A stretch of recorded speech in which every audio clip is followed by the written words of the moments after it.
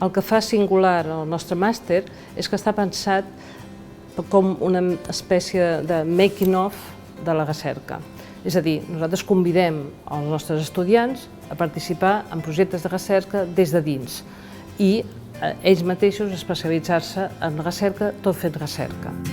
Tenim la sort de tenir a la universitat, a la Facultat de Lletres, en aquests moments excel·lents investigadors que tots ells estan duent a terme projectes competitius amb recerca puntera i la col·laboració en el mateix màster d'aquests investigadors fa que la qualitat docent estigui garantida. A qui pot interessar un màster com aquest? Doncs, a part dels llicenciats i graduats en matèries humanístiques, pensem que pot interessar a tota aquella persona que, des de l'àmbit que sigui,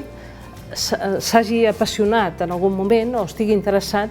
en aspectes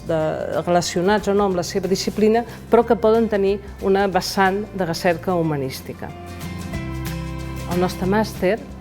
està tan encarat a aquelles persones que vulguin continuar, després de l'experiència del màster, continuar fent recerca i portar endavant una tesi doctoral,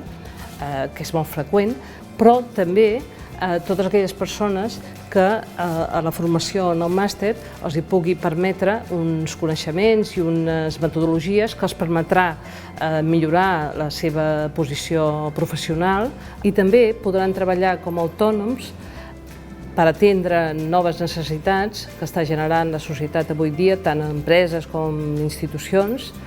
necessitats relacionades amb la recerca en els àmbits humanístics.